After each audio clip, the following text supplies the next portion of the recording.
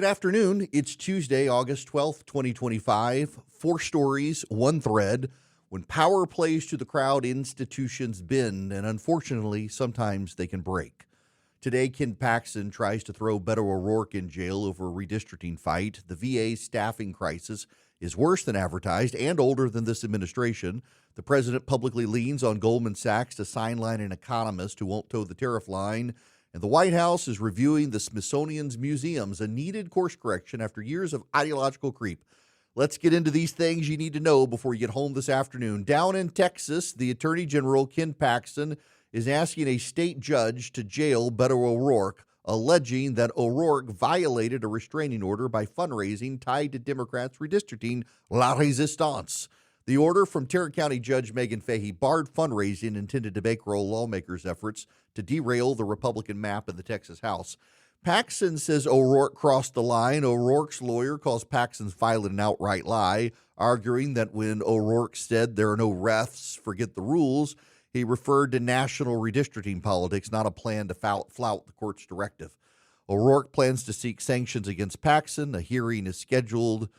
Both sides are maneuvering. 2 things can be true at once, Beto O'Rourke is a habitual grandstander who treats norms like props on a stage. And Ken Paxton is staring down a contested U.S. Senate primary, knowing a high-profile contempt fight keeps him front and center. But campaigning through the courts carries a cost. When an attorney general demands jail for a political foe over contested interpretations of a temporary order, he's not just jabbing an opponent, he's asking the public to trust that prosecutorial power isn't being used as a cudgel. That erodes faith in a system Ken Paxton has already worked to erode. Even if you believe the underlying GOP map is defensible, which I do, or that Democrat quorum busting deserves consequences, which I do, you need to assert the law, but the tone and tactics actually do matter. If the line between law and political theater blurs, people are going to stop believing that the referee is real and the system can ever even be fair. People will give up on this, and Paxton, I don't think, or Beto O'Rourke for that matter, cares. The Veterans Administration's Inspector General says every one of the Veterans Health Administration's 139 medical center campuses self-reported staffing shortages, and severe shortages jumped 50% from the prior year. The same report notes the department shed tens of thousands of workers and recruited fewer medical hires, with leadership simultaneously floating then scaling back dramatic workforce cuts.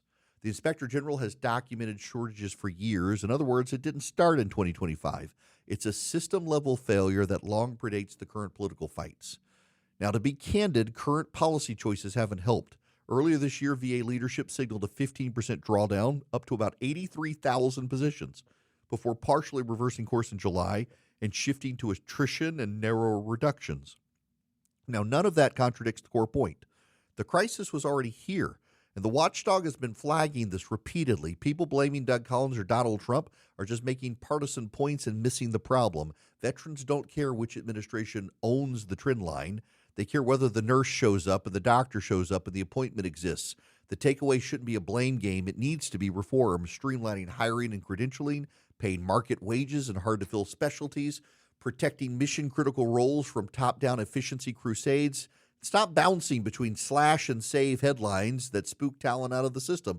Or even better, privatize the VA and let patients go where they want to go. Specialists in the private service and private sector are absolutely going to show up to deal with those specialists and those needs of the VA and those needs of the veterans. Let them do it in the private sector.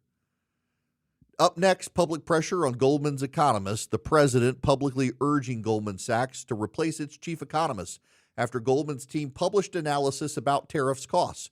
This isn't a public policy debate. It's a head-on political demand aimed at a private firm's research shop. Goldman declined comment. The reporting is clear on the call-out and the context. Ongoing friction between bullish, narrative-driven claims about tariffs and independent economic analysis that estimates U.S. consumers bear a non-trivial share of those costs. Here's the problem, y'all.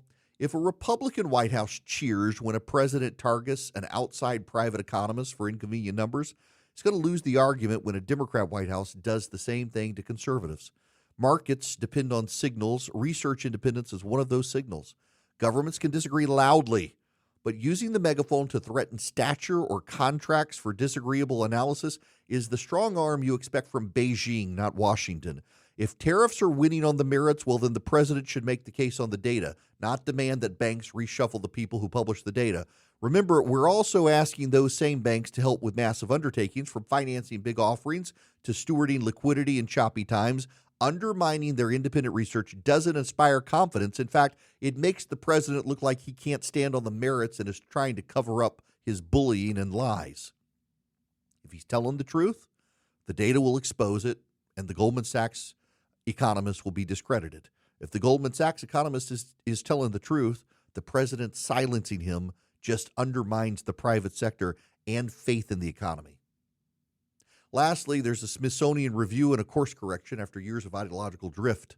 The White House has launched an internal review of Smithsonian museums, exhibitions, texts, grant lists, and curatorial processes. It's framed as part of preparing for America's 250th anniversary and aligning federally supported institutions with a unifying, celebratory role of American history. A formal letter to Smithsonian Secretary Lori Bunch lays out the request for documentation and site walkthroughs. Reporting indicates the review targets 8 D.C. museums and will run into 2026. The administration points to earlier directives about restoring truth and sanity to historical narratives in federal spaces. Now, this is going to make a lot of curators howl, but it's overdue. The Smithsonian is not a private gallery. It's a public trust.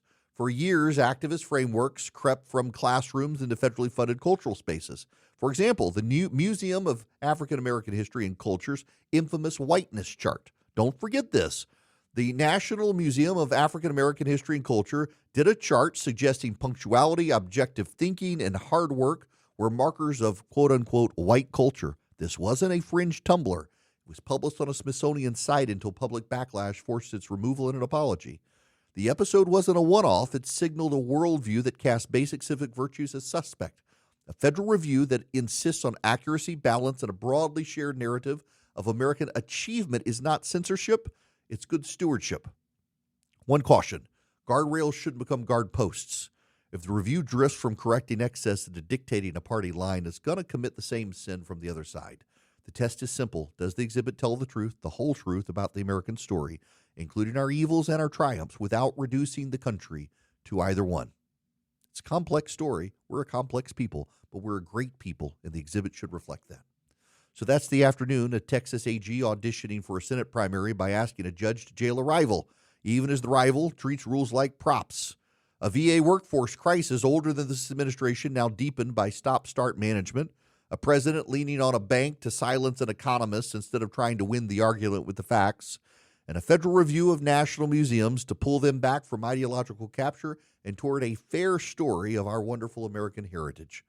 The pattern's familiar. Institutions, courts, hospitals, markets, museums work only as well as the people stewarding them.